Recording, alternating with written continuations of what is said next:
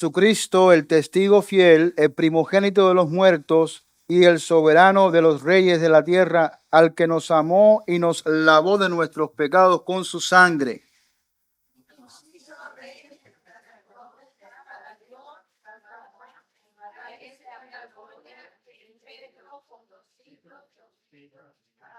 He aquí que viene con las nubes y todo ojo le verá, y los que le traspasaron y los linajes de la tierra harán lamentación por él, sí, amén.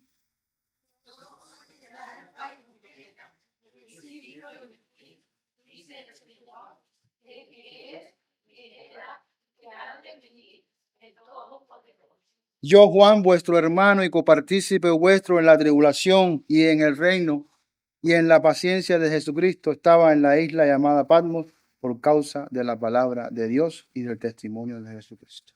Oramos, Padre, te pedimos que en este momento tan sublime tú seas quien nos guíe en esta reflexión y estudio de tu palabra. Señor, nuestros corazones y mentes están dispuestos, pero necesitamos de tu ayuda y asistencia. Que tu Espíritu, Señor, nos ayude a ser oidores y a ser practicantes de tu palabra.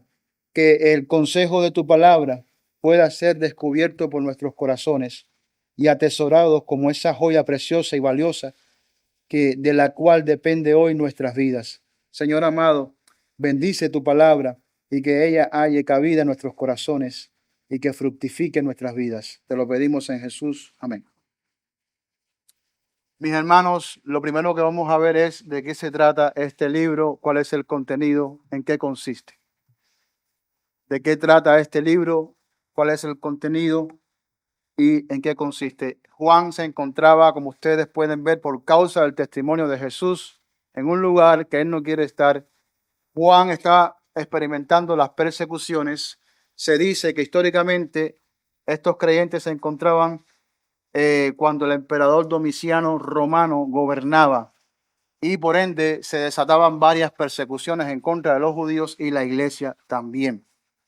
Este libro es un libro profético, es profecía. De principio a fin, es profecía.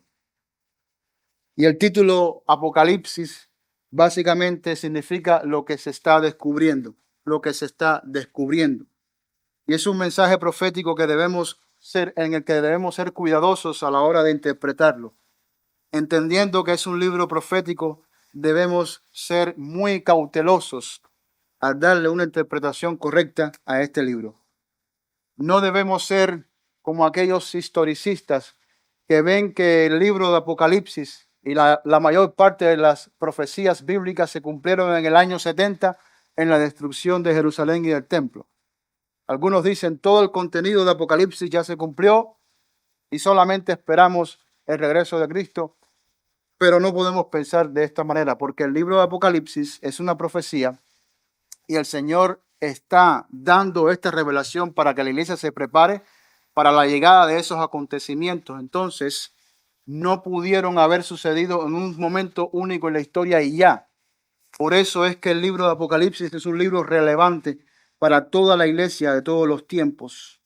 No debemos ser únicamente futuristas, como aquellos que ven el cumplimiento del libro de Apocalipsis solamente para un periodo específico en el futuro y para un grupo específico en el futuro, como algunos afirman y dicen, bueno, la iglesia no va a estar, los judíos son los que serán perseguidos en el futuro, y hacen del libro de Apocalipsis algo totalmente irrelevante para la iglesia, porque si no vamos a estar, pues ¿para qué nos sirve el libro de Apocalipsis?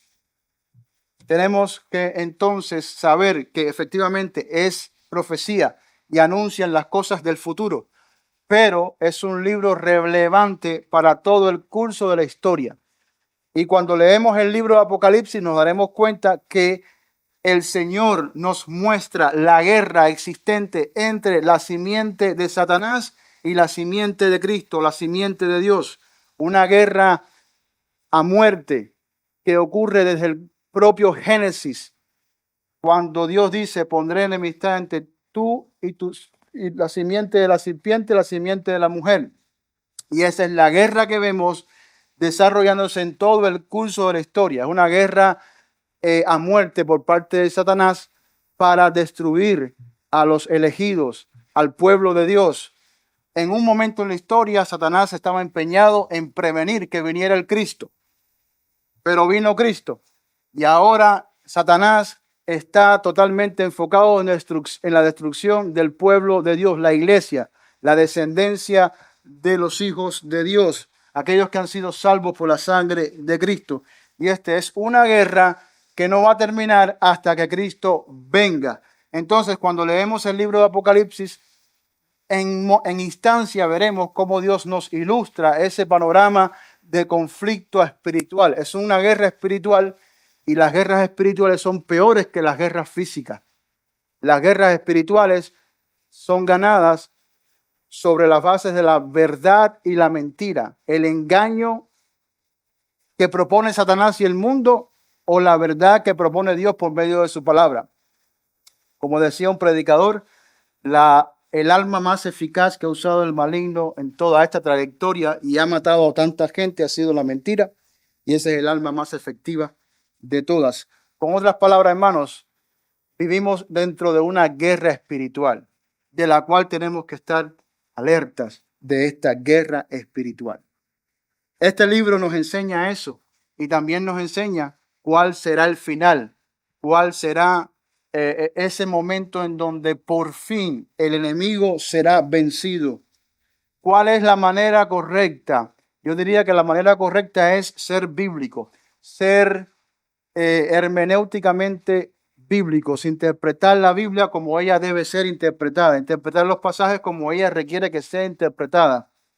Y si somos idealistas, esto es un término que se usa mucho en el estudio escatológico, si somos idealistas, no seremos historicistas, o sea, y no seremos futuristas, o sea, siempre tomaremos en cuenta todos los versos apropiadamente para traer una relevancia general a la iglesia de aquellas cosas de las que debemos vivir advertidos y preparados. En ese sentido, cuando nosotros examinamos el libro de Apocalipsis, nos vamos a centrar en dar una interpretación general para entonces poner atención a las cosas que el Señor desea que pongamos atención y que no nos perdamos en los detalles y en símbolos y en descripciones innecesarias. En ese sentido, hermanos, dice entonces que Jesús se aparece a Juan y que le dice que escriba o que ponga en un libro las cosas que ha visto, las que son, las que han sido, las que son y las cosas que han de suceder pronto. Dice bueno, en general, todo el contenido de Apocalipsis podríamos describirlo de esa manera específicamente. Las cosas que son y las cosas que han de suceder. Y es un mensaje profético sobre el momento glorioso de la revelación y manifestación de nuestro Señor Jesucristo. Sí, definitivamente, hermanos, el libro revela el momento cuando Cristo regresa por su iglesia. El libro revela el momento esperado por su iglesia. Esa es la expectativa de nosotros, no hay otra. En esta vida nuestra expectativa es que venga el reino de Dios. Señor, venga tu reino, hágase tu voluntad. Que venga Cristo, que venga nuestra esperanza. Él es nuestra esperanza.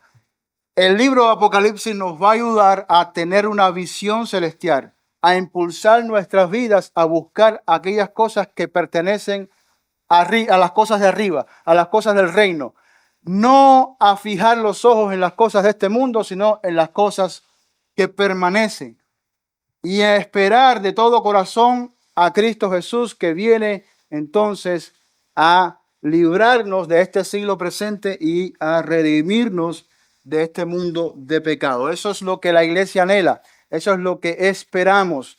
No queremos más nada. Como cristianos tenemos que aprender a vivir, y mientras maduramos y crecemos en la fe, menos de nosotros tomará dominio y control de nuestras vidas, menos de nuestros apetitos, menos de nuestras pasiones gobernarán, menos de nuestros deseos terrenales existirán en nosotros y comenzaremos a transitar o a trasladarnos de una vida meramente carnal y de hombre a una vida espiritual, donde comenzamos a anhelar cada vez más aquellas cosas que pertenecen al reino de Dios y su justicia, y menos nada que tenga que ver con este siglo malo, perverso. Porque todo lo que nos rodea, al fin y al cabo, es vano, es inservible, es desechable, no tiene buenos resultados en lo absoluto, no tiene beneficios para el ser humano. Nada de lo que existe en esta vida tiene ningún tipo de beneficio para el ser humano. Ni la medicina, ni la política, ni la cultura, ni los deportes, nada tiene beneficios para el ser humano. Porque el ser humano va camino a la muerte y va camino a enfrentarse al juicio de Dios. Y en esa trayectoria que es inevitable, ¿qué es lo que realmente nos puede ayudar? ¿Qué es lo que realmente, por ejemplo, nos puede ayudar en estos momentos para batallar contra el pecado? Las cosas de este mundo no nos van a ayudar, nos van a atrapar y nos van a mantener en un ciclo vicioso en el cual no podremos defendernos, ni nos podremos dar cuenta de las cosas que realmente necesitamos. Por ende, este libro precioso nos va a dar unos lentes, los lentes que necesitamos para poder mirar más allá. Y en el curso de la vida cristiana, eso es lo que aprendemos.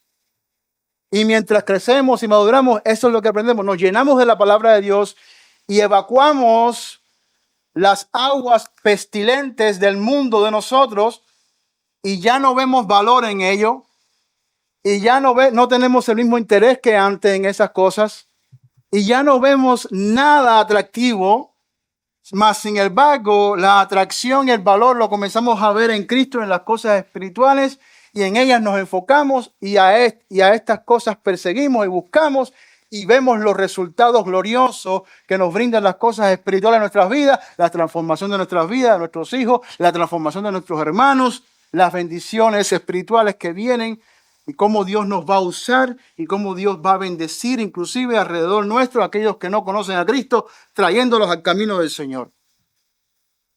Y ese es el curso de la vida cristiana, y Apocalipsis es un libro que cuando nosotros lo leemos y profundizamos en él, nos va a ayudar a matar todo lo terrenal. Porque precisamente en el libro de Apocalipsis vamos a ver la destrucción de todo lo que está alrededor nuestro. El libro de Apocalipsis nos muestra ese escenario donde nos coloca en el medio de un mundo que está desapareciendo, para que veamos cuáles son las cosas que van a quedar, que van a sobrevivir, que van a quedar permanentemente. Y todas estas cosas están relacionadas con el reino de nuestro Dios. Esa es la expectativa de la iglesia. Y para esta iglesia perseguida y atribulada, cuando llega la revelación por parte de Juan, cuando llegan esas cartas, vienen a ser como un mensaje refrescante para sus almas atribuladas, sus almas afligidas, sus almas cansadas, al escuchar por parte de su propio Señor las cosas que han de suceder pronto y cómo Él vendrá y traerá la justicia y la victoria para su pueblo. En este mundo presente, la iglesia frecuentemente se va a ver pisoteada, se va a ver perdida, se va a ver sin apoyo, se va a ver marginada, se va a ver arrinconada. Y el Señor siempre vendrá a decirnos una y otra vez: esperen, esperen, sean pacientes. Viene el día, viene el momento, viene el momento.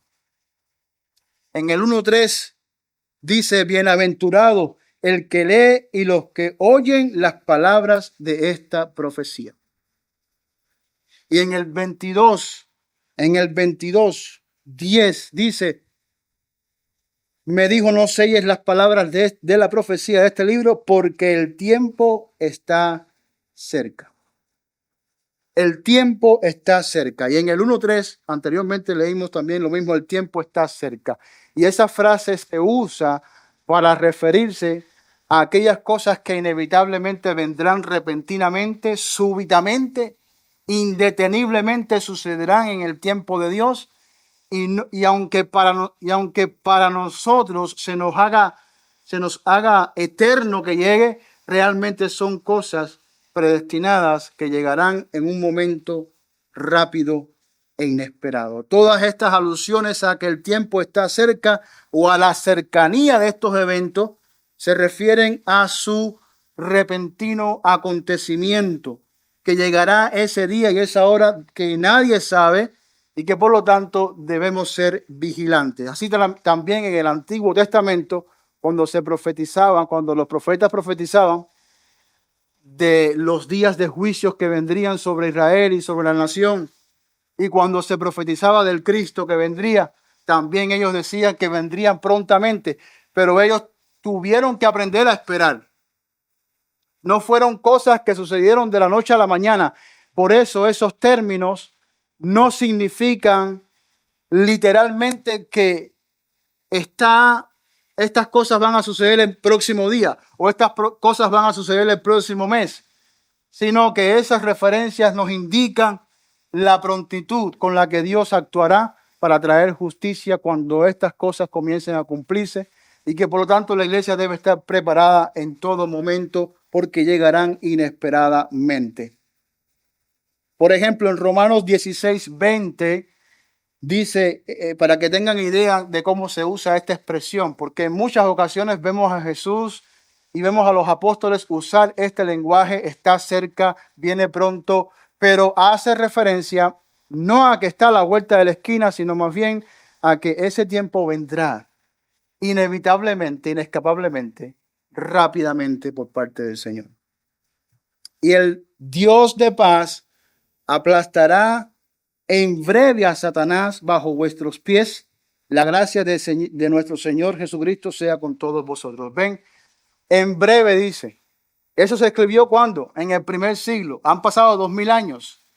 Las frases se usan para que el pueblo esté preparado, porque estas cosas van a suceder y van a suceder con prontitud. Mateo 26:64 dice, Jesús le dijo, tú lo has dicho, y además os digo que desde esta hora veréis al Hijo del Hombre sentado a la diestra del poder de Dios y viniendo en las nubes del cielo. Esas fueron las palabras de Jesús al sumo sacerdote que le obligó a confesar cuando lo estaban enjuiciando, ¿se acuerdan? Y él dijo que en esa misma hora ellos iban a ver al Hijo del Hombre.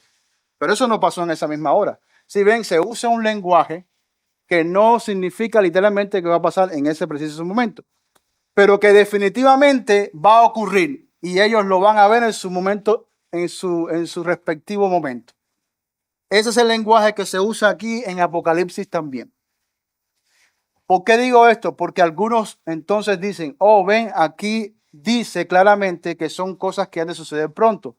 Por lo tanto, la profecía tuvo que tener un cumplimiento en el primer siglo cuando se escribió. O sea, son algunos de los argumentos que presentan los hermanos historicistas, preteristas, que creen que el Apocalipsis tuvo un cumplimiento en el primer siglo. Por eso les digo, hermanos, que esta frase no significa que literalmente los acontecimientos están a la vuelta de la esquina.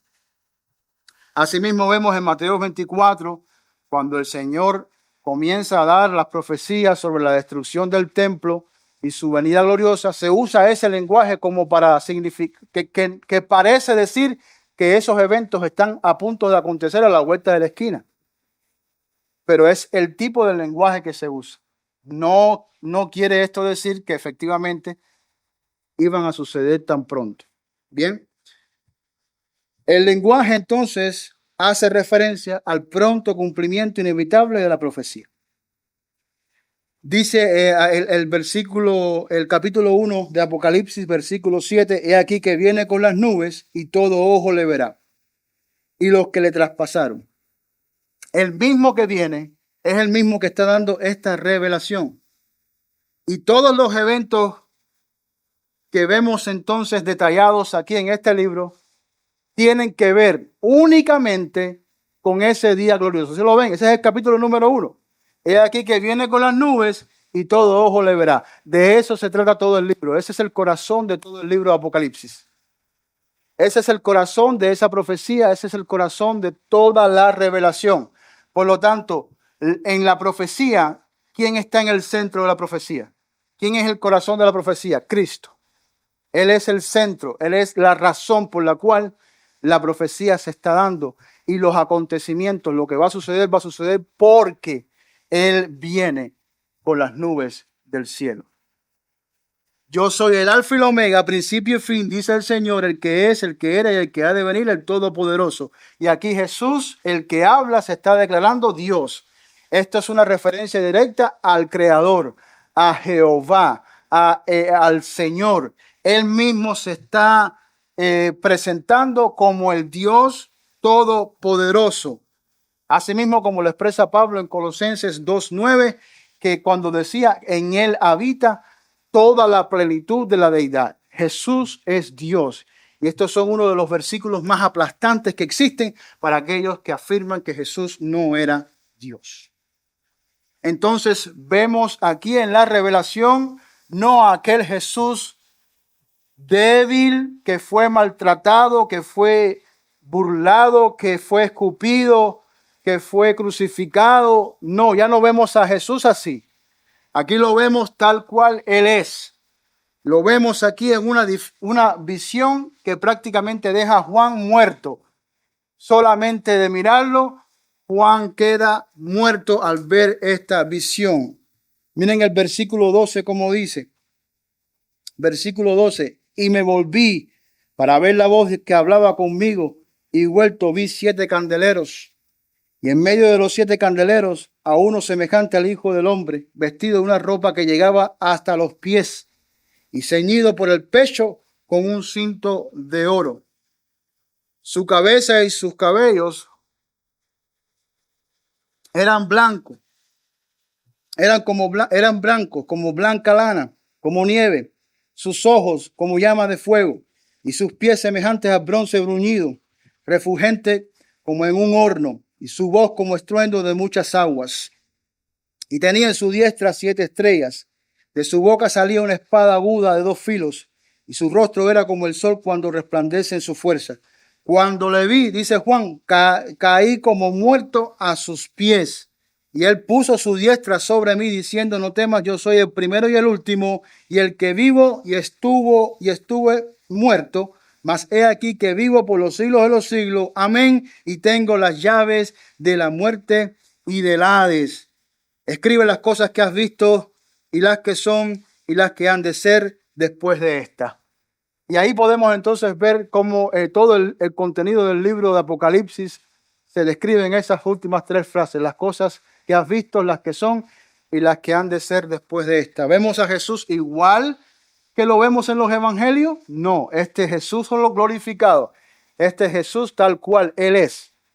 Esto es una visión celestial, gloriosa, fuerte, poderosa, de aquel que hizo todas las cosas, del Dios verdadero.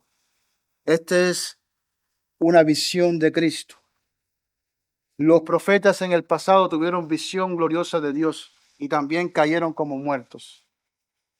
No podían permanecer en pie y se levantaban para proceder con la visión porque Dios les daba fuerza.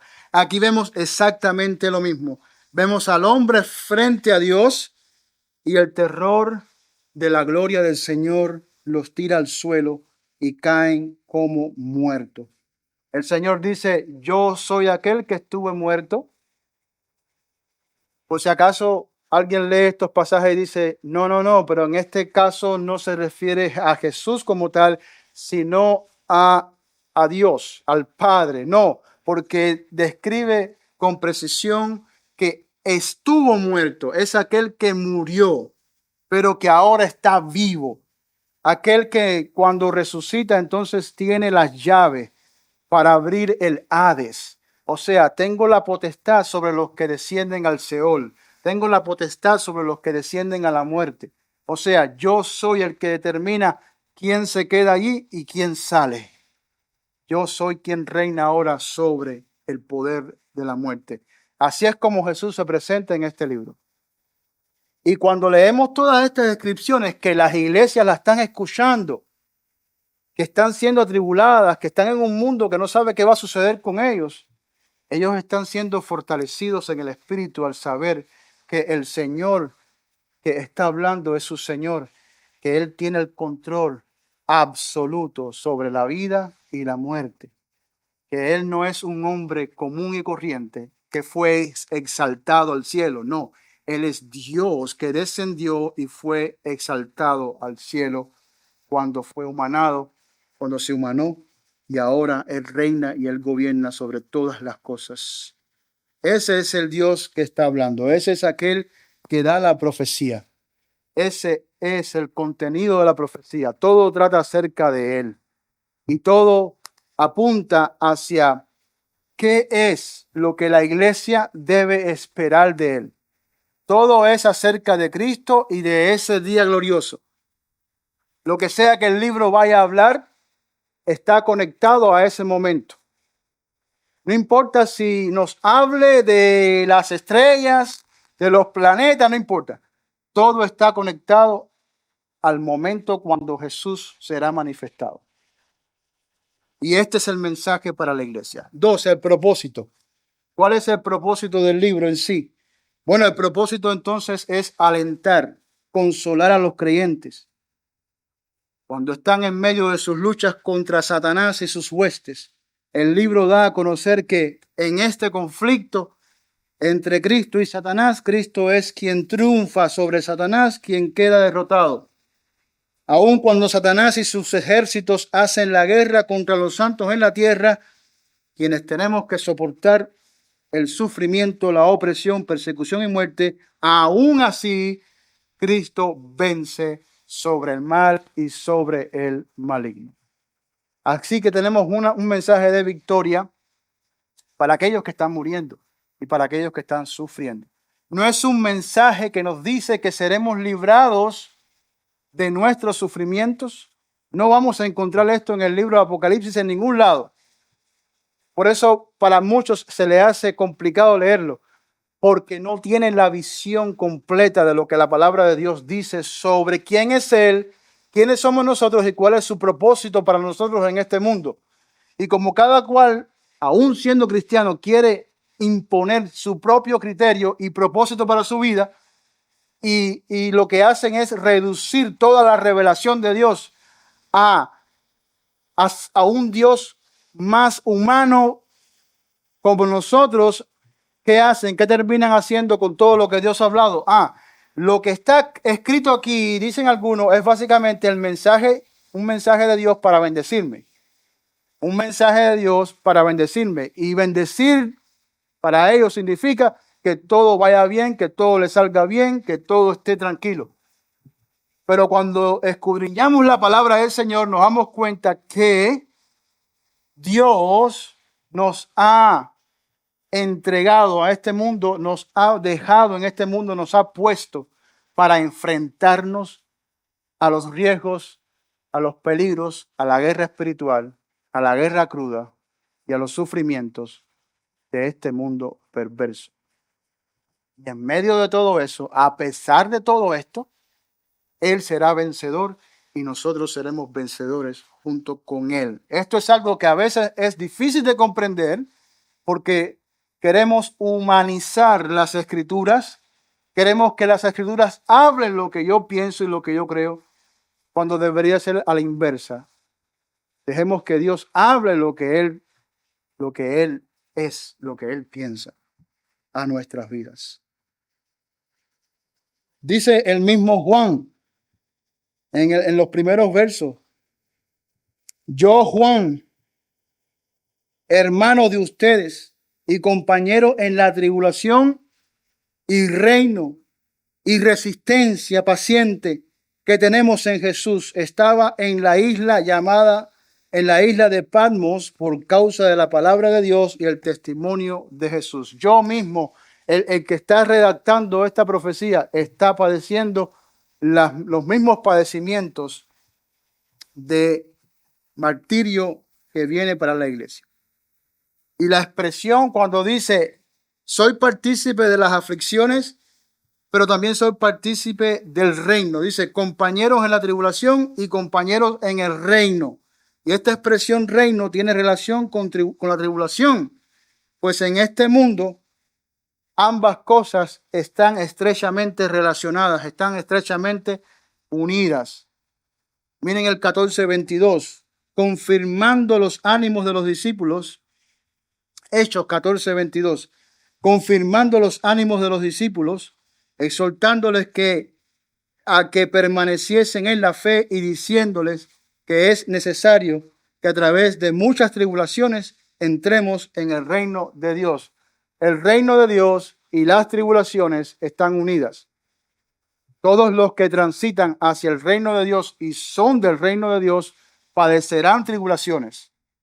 Esas cosas no están separadas. Y aunque usted no lo crea, la iglesia ha vivido en gran tribulación en estos últimos 100 años, posiblemente más que nunca en la historia. Usted y yo vivimos de momento en una época, en unos años donde no vimos nosotros mismos esa realidad.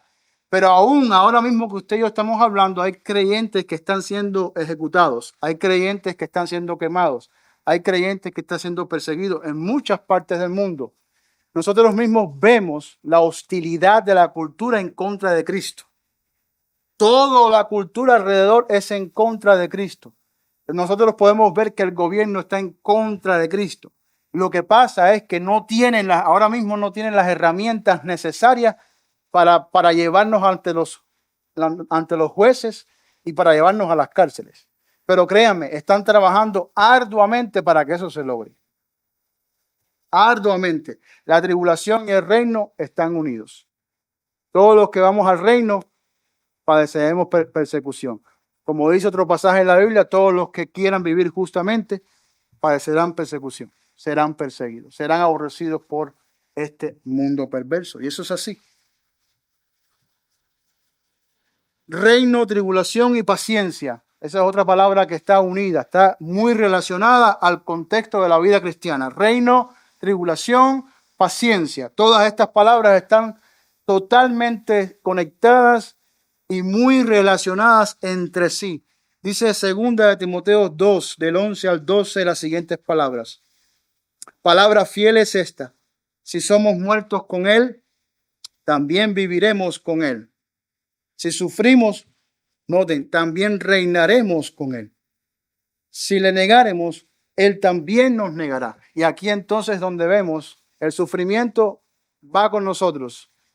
También reinaremos, también el reino va con nosotros. Por eso hay que mantenerse fiel. Son días de pruebas y pruebas fuertes.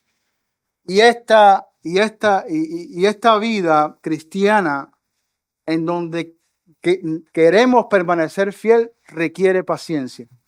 Requiere un corazón preparado para esperar en el Señor. Un corazón preparado para soportar. Un corazón preparado para mantenerse firme a pesar de la circunstancia que estemos viviendo. Todas estas palabras están relacionadas: reino, tribulación y paciencia. Esa es la marca de cada creyente en todo su aspecto de vida cristiana. Hay una bendición, como leímos al principio, para aquellos que escuchan y retienen las palabras de este libro. Dice el 1:3, bienaventurado el que lee y los que oyen las palabras de esta profecía y guardan las cosas que en ellas están, las cosas en ella escritas, porque el tiempo está cerca. Noten, para los creyentes del primer siglo es necesario que oigan y que guarden y retengan las palabras de este libro. Si es necesario que lo hagan, entonces es importante lo que está escrito aquí para el pueblo de Dios, para la iglesia. Es de vital importancia. Y además dice que son bienaventurados los que escuchan y los que guardan estas palabras. ¿Se acuerdan los salmos? Bienaventurado el hombre que se deleita en la ley de Dios. Todos los que oyen y guardan las palabras de Dios, esos son los hombres y las mujeres bienaventuradas. Y me dijo, estas palabras son fieles y verdaderas. 22, Apocalipsis 22:6. Estas palabras son fieles y verdaderas. Y el Señor, el Dios de los espíritus de los profetas, ha enviado a su ángel para mostrar a sus siervos las cosas que deben suceder pronto. He aquí, vengo pronto. Bienaventurado el que guarda las palabras de la profecía de este libro. O sea, no es un libro que se debe pasar por pasar. No, hay que saber qué dice y hay que retener el contenido en el corazón. Hay bienaventuranza en hacerlo. El libro literalmente nos prepara para enfrentar los desafíos de los últimos tiempos de la historia humana. Entonces, el propósito entonces es estimularnos, no nuestra imaginación ni curiosidad, no a nuestras especulaciones, sino para que vivamos en edificación decisivamente continua y para motivarnos a la fidelidad, a la obediencia, para que continuemos marchando en paciencia. El libro nos da las razones y cómo podemos hacerlo para poder atravesar este último trecho que le queda a esta humanidad. Y Juan quiere que leamos, y Juan quiere que oigamos, y Juan quiere que guardemos estas palabras. Lo que oímos, tenemos que obedecerlo. Lo que oímos, tenemos no solamente que prestar atención y conocer el contenido de las palabras, sino que lo que estamos escuchando es para obediencia. Dios nos habla para obediencia. No ha existido una sola vez que Dios haya hablado al hombre que no haya sido para que el hombre obedezca lo que Él quiere que se haga. ¿Sí o no? Entonces, lo que escuchamos nos va a dirigir y nos va a decir qué tenemos que hacer, cómo tenemos que vivir, qué específicamente Dios quiere que hagamos. ¿Se acuerdan que hemos estudiado anteriormente la voluntad ordenada de Dios? ¿Se acuerdan? Entonces, tenemos que escuchar con la mira de obedecer, no con la mira de escuchar por escuchar. Porque si escuchamos por escuchar o si oímos por oír, terminamos siendo como ese hombre que dice Santiago que ve su rostro en el espejo y luego se olvida de cómo era. No, escuchamos y oímos con la mira de obedecer, para entonces no ser oidores olvidadizos, sino hacedores de la palabra, como bien nos indica el libro de Santiago. Ese es el objetivo, que seamos oidores de estas palabras para obedecerlas. Lo que creemos, tenemos que vivirlo. ¿Cuántos viven lo que no creen? Todos los que vivimos en esta vida, todo lo que hacemos está relacionado con las cosas que creemos, con nuestras convicciones. Lo que escuchamos es para llevarnos a las convicciones y a la fe necesaria para impulsarnos a vivir de acorde o en relación a nuestros credos. Escuchamos para obedecer, pero también escuchamos para tener convicciones que nos lleven a una vida con relación a las cosas que creemos. Y lo que creemos, eso vivimos. La proximidad de Cristo, el regreso del Señor, tiene como objetivo desafiarnos entonces, dice este autor, a vivir vidas fieles, santas y vigilantes. La frase, porque el tiempo está cerca, es un desafío, o nos lanza el desafío de que ahora es el momento de vivir con relación a las palabras que estamos escuchando.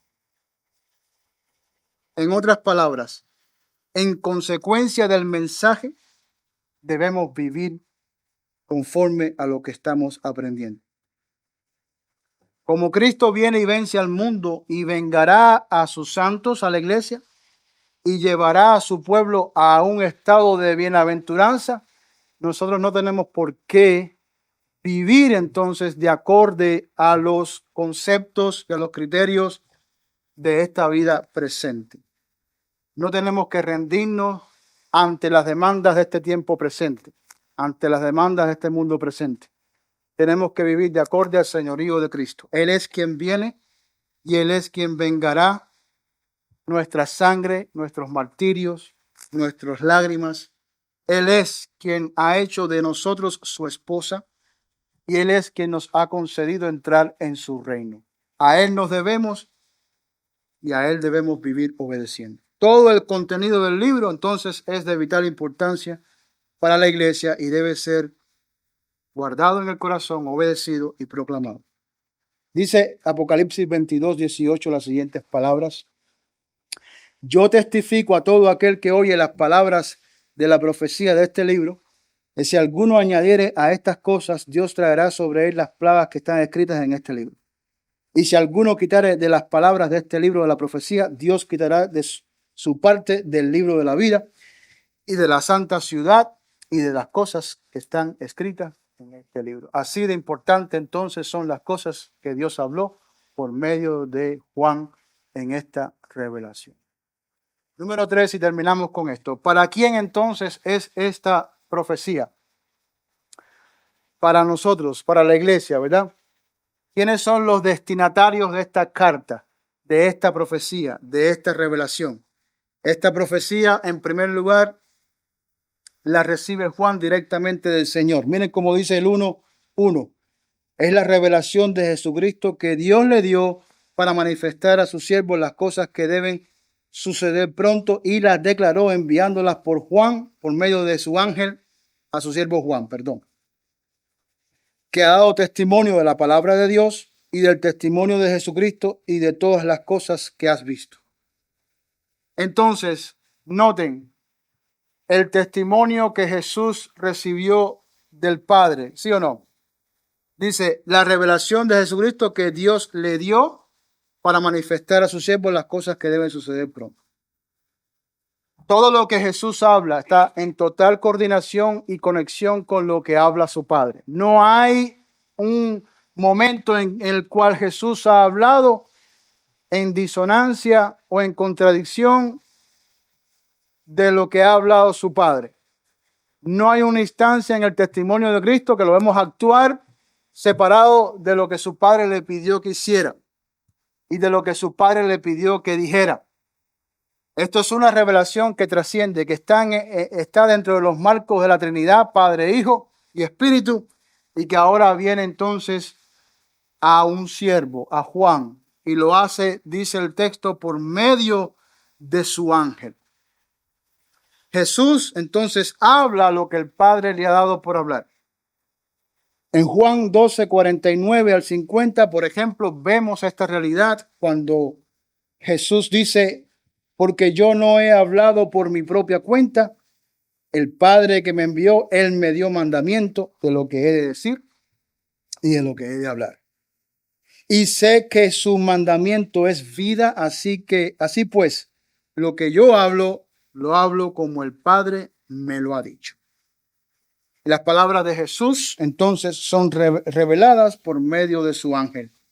Jesús dice que Él está hablando por medio de su ángel. La mayoría del contenido que recibe Juan, de las explicaciones y de las visiones que ahora va a recibir Juan, van a ser transmitidas por medio de este personaje que en el libro se refiere al ángel del Señor. Y por ejemplo, vemos en el 22:6 cómo este ángel habla con Juan. Miren cómo dice, y me dijo, dice Juan, el ángel me dijo, estas palabras son fieles y verdaderas, y el Señor, el Dios de los espíritus de los profetas, ha enviado a su ángel, si lo ven, para mostrar a sus siervos las cosas que deben suceder pronto. He aquí vengo pronto, bienaventurado el que guarda las palabras de la profecía de este libro. Yo, Juan, soy el que oyó y vio estas cosas, y después que las hube oído y visto, me postré para adorar a los pies del ángel que me mostraba estas cosas. Y el ángel obviamente le dijo, no te arrodilles, adora a Dios, yo soy consiervo tuyo. Pero si ven la interacción entre Juan y el ángel, que es el que le está mostrando todas las cosas. Es el ángel el que le muestra a Juan a Cristo en su forma, en su visión gloriosa. Y es el ángel el que va a conversar con Juan en todo el libro de Apocalipsis, mostrándole todas las cosas que han de suceder. Entonces, el Padre y Cristo están hablando y lo hacen por medio del ángel, y este ángel viene y revela a Juan las cosas que han de suceder pronto. Así mismo sucede en el Antiguo Testamento. Por medio de los ángeles, Dios se presenta a sí mismo y presenta su profecía y su revelación. El ángel de Jehová. Vemos esto repetitivamente en el Antiguo Testamento. El ángel del Señor, el ángel de Jehová. Bien, eso es exactamente lo que está ocurriendo aquí en el libro de Apocalipsis. ¿Qué fue revelado? Las cosas que deben suceder pronto. ¿Cuáles son las cosas que deben suceder pronto que fueron reveladas aquí? ¿Cuáles son esas cosas?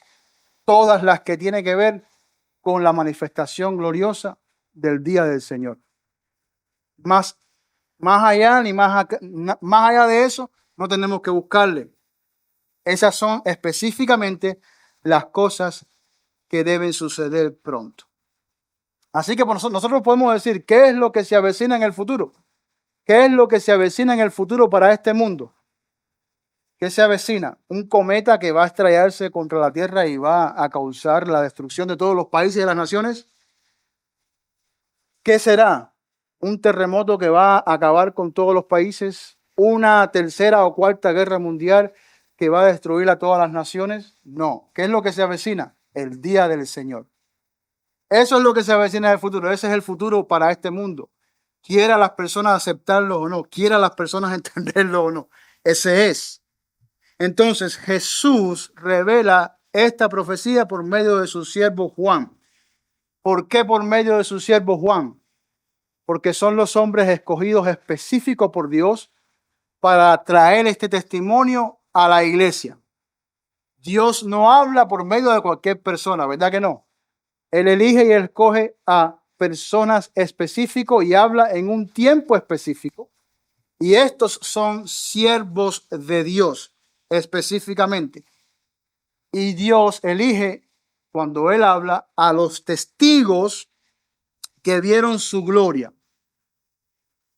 Juan no es cualquier persona, es apóstol y es testigo visual del Cristo resucitado. Es testigo de la obra y ministerio de Cristo. Entonces no es cualquier persona. Eso ayuda a que el testimonio sea válido, a que el testimonio pueda ser confiable y pueda ser creído por la iglesia. Esta elección de Dios a Juan hace que efectivamente entonces sea autoritativo el testimonio que Dios va a traer a la iglesia. Y Juan, lo vemos en su epístola, como él mismo lo dice, primera de Juan 1. La epístola de Juan, en el primer capítulo dice, lo que era desde el principio, lo que hemos oído, lo que hemos visto con nuestros ojos, refiriéndose a él y a los demás apóstoles, lo que hemos contemplado y palparon nuestras manos tocante a Jesús, que es el verbo de vida, porque la vida fue manifestada y la hemos visto y testificamos y os anunciamos la vida eterna, la cual estaba con el Padre y se nos manifestó. Nosotros vimos la manifestación de la vida eterna, que es Jesús, con nuestros propios ojos. ¿Sí lo ven? Lo que hemos visto y oído, dice el 3, eso os anunciamos. ¿Para qué? Para que también vosotros tengáis comunión con nosotros, y nuestra comunión verdaderamente es con el Padre y con su Hijo Jesucristo. Entonces el testimonio viene de primera mano de aquellos testigos visuales de estas cosas. Aquellos testigos visuales de estas cosas. Y así también afirman los demás apóstoles, así también decía Pablo, y así también, por ejemplo, decía Pedro. Miren Pedro 1:16, porque no nos hemos dado a conocer el poder y la venida de nuestro Señor Jesucristo, siguiendo fábulas artificiosas, sino como habiendo visto con nuestros propios ojos su majestad. Que dice, nosotros somos testigos visuales de lo que estamos hablándole a ustedes. Y por eso es importante que esta revelación haya venido directamente por medio de un apóstol. ¿Qué significa todo esto, hermanos míos? Que Dios todo lo que habló, lo habló por medio de sus testigos visuales. Y que todo el compendio de su revelación y de su profecía quedó allí con esos testigos visuales. En el pasado fueron los profetas, luego Cristo y luego los apóstoles.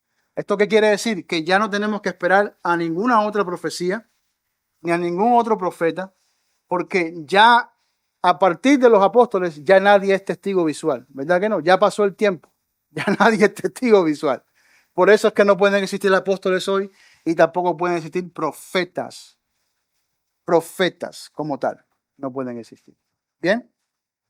Todo entonces lo que necesitamos saber sobre las cosas del futuro y lo que viene para este mundo y lo que debemos esperar como iglesia por parte de Dios, todo está contenido en esta revelación, en su palabra.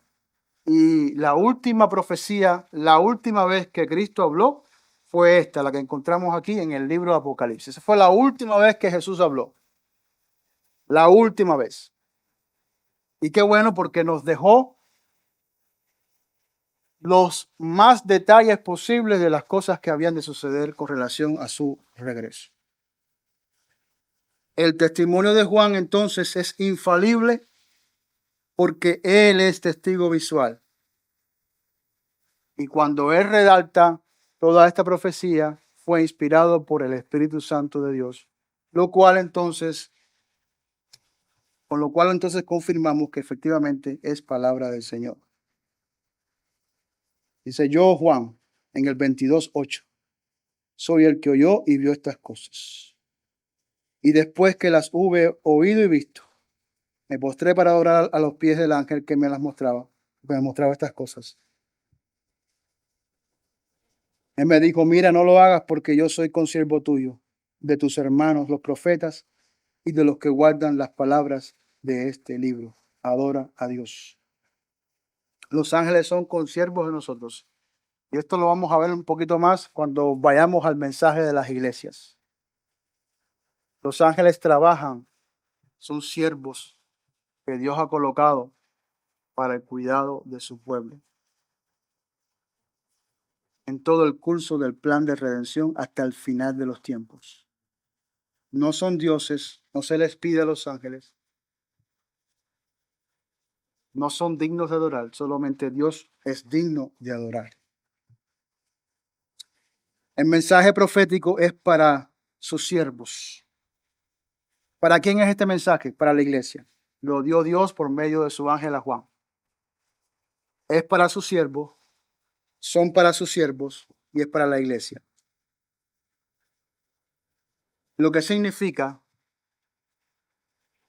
que para ser de ese grupo, tú tienes que ser de aquellos que oyen y que guardan las palabras. En sí, cuando pensamos en esto, el mensaje, todo lo que Dios habla, todo lo que Dios ha hablado desde Génesis hasta Apocalipsis, es para un grupo específico. Aunque Dios hable a multitudes, las palabras van directamente a un grupo específico. ¿Quiénes son esos? Los que quieren oír y los que quieren retener las palabras de Dios en su corazón. El mensaje es para todo aquel que oye y guarda las palabras. El mandamiento insiste. Cuando Jesús hablaba, cuando aquí Jesús habla con las iglesias, que lo vamos a ver más adelante, el mandamiento que persiste siempre es el que tenga oído para oír, oiga lo que el Espíritu dice a las iglesias. ¿Sí? ¿Se acuerdan? Dios está hablando en general a todas las iglesias, pero luego especifica el que tiene oído para oír, que oiga lo que el Espíritu está hablando a las iglesias. Jesús decía a aquellas multitudes y a sus discípulos en aquellos momentos, en Juan 10:26 decía,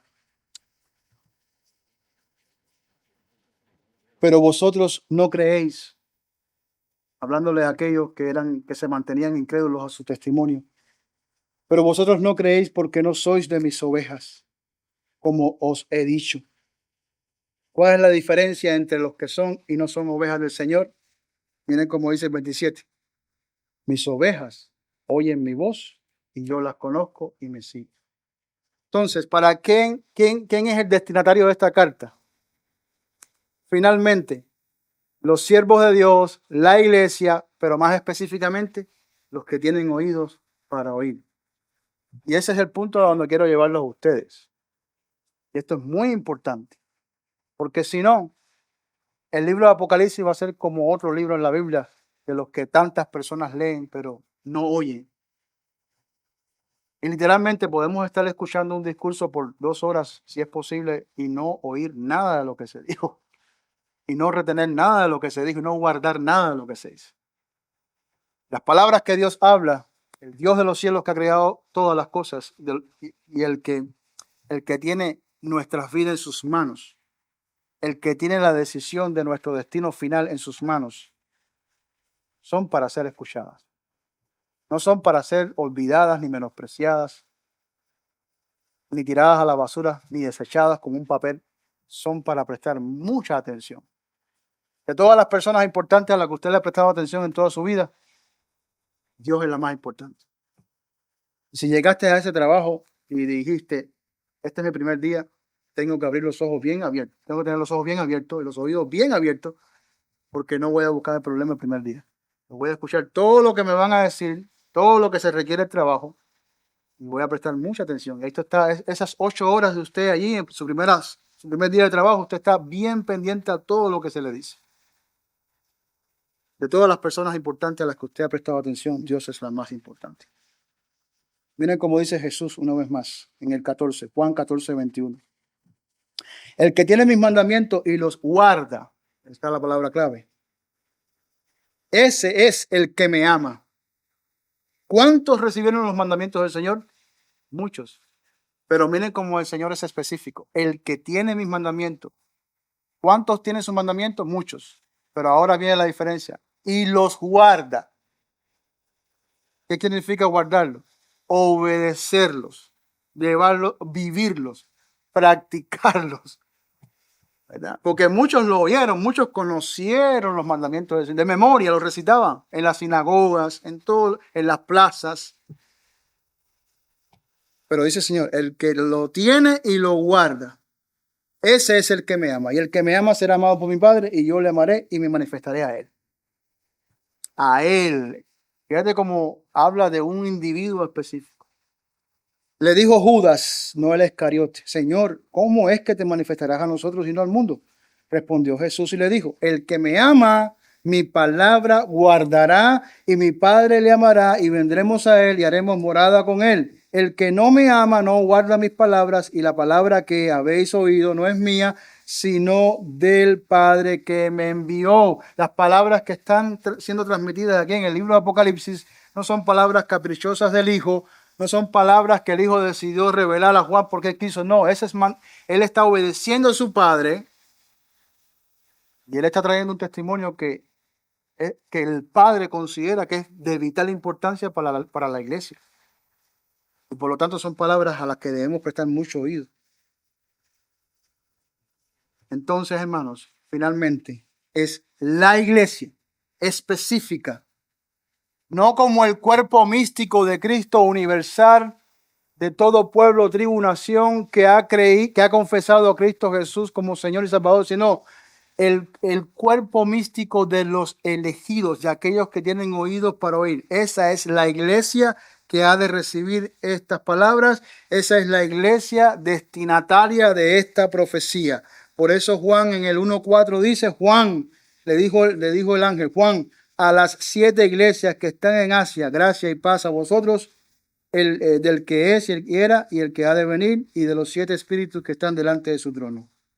Y de Jesucristo, el testigo fiel, el primogénito de los muertos y el soberano de los reyes de la tierra, al que nos amó y nos lavó de nuestros pecados con su sangre. Y nos hizo reyes y sacerdotes para Dios, su Padre. A él sea gloria e imperio por los siglos de los siglos. Amén. Y luego continúa, y aquí viene con las nubes, todos los hebreos. Pero noten, Juan, ve y dilo a la iglesia. El que habla es el testigo fiel. Es Cristo. Y este testimonio viene no solamente de tu Señor, Juan. No solamente viene de alguien que es sumamente confiable. Aquel que es verdadero, aquel que es justo, cuya palabra es verdad.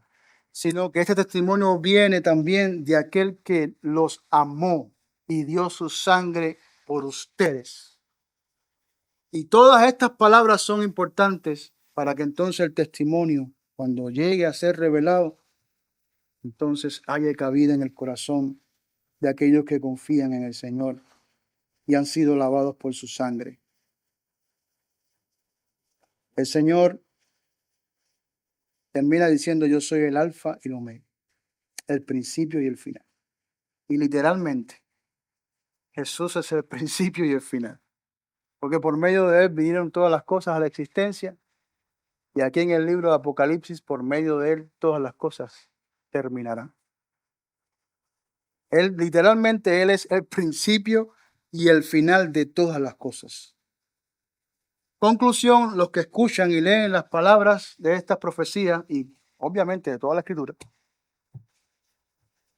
serán transformados. Serán transformados.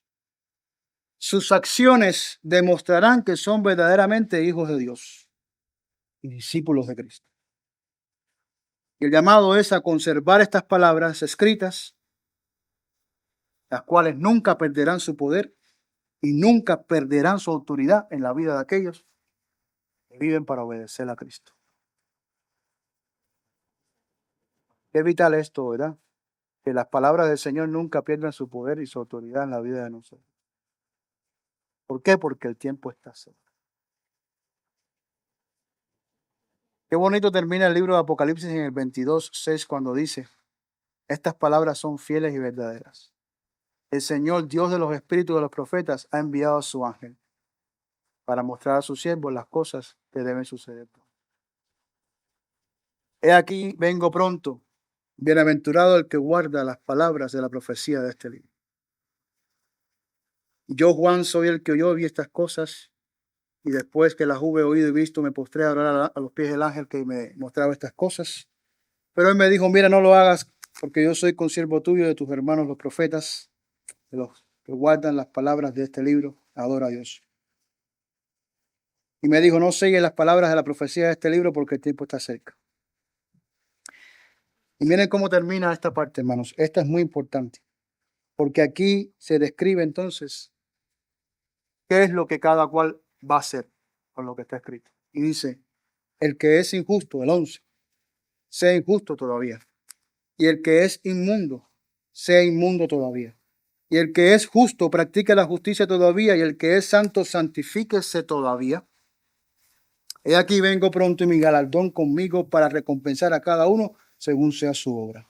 Otra vez dice el Señor, yo soy el alfa y el omega, el principio y el fin, el primero y el último. Bienaventurados los que lavan sus ropas para tener derecho al árbol de la vida. Decisión, acción, obediencia. Y para entrar por las puertas en la ciudad. Mas los perros estarán fuera, y los hechiceros, los fornicarios, los homicidas, los idólatras, y todo aquel que ama y hace mentira. Yo, Jesús, he enviado a mi ángel para daros testimonio de estas cosas en las iglesias. Yo soy la raíz y el linaje de David, la estrella resplandeciente de la mañana. Y el espíritu y la esposa dicen, ven, y el que oye diga, ven, y el que tiene sed, venga, y el que quiera, tome del agua de la vida gratuitamente. Yo testifico a todo aquel que oye las palabras de la profecía de este libro. Noten cómo el énfasis se hace repetitivamente en lo mismo. Si alguno añadiera estas cosas, Dios traerá sobre las plagas que están escritas en este libro. Y si alguno quitará de las palabras de este libro, de esta profecía, Dios quitará su parte del libro de la vida y de la santa ciudad y de las cosas que están escritas en este libro. El que da testimonio de estas cosas dice, ciertamente vengo en breve, amén, sí, ven Señor Jesús. La gracia de nuestro Señor Jesucristo sea con todos vosotros, amén. Y así termina este libro precioso. Ahora, esta fue una introducción, mis hermanos. Pero la introducción ya debe predisponer nuestros corazones a que verdaderamente prestemos atención a lo que se va a decir. Lo que se va a decir es serio y es determinativo. Cuando nosotros estudiemos y avancemos en este libro, veremos que el libro nos va a colocar en una posición en la que nos va a retar a tomar una decisión definitiva y seria en cuanto a nuestra relación con Él y quiénes somos nosotros y cuál va a ser nuestra posición con relación al rumbo que va este mundo y al rumbo que debemos ir nosotros. El libro nos va a llevar a una esquina y nos va a decir, ¿qué vas a hacer al respecto? ¿Qué vas a hacer al respecto? Nos va a llevar y nos va a decir, santifícate, santifícate, santifícate, guárdate. Así que estemos preparados y pongamos atención a lo que este libro hermoso enseña. Oremos, Padre, gracias.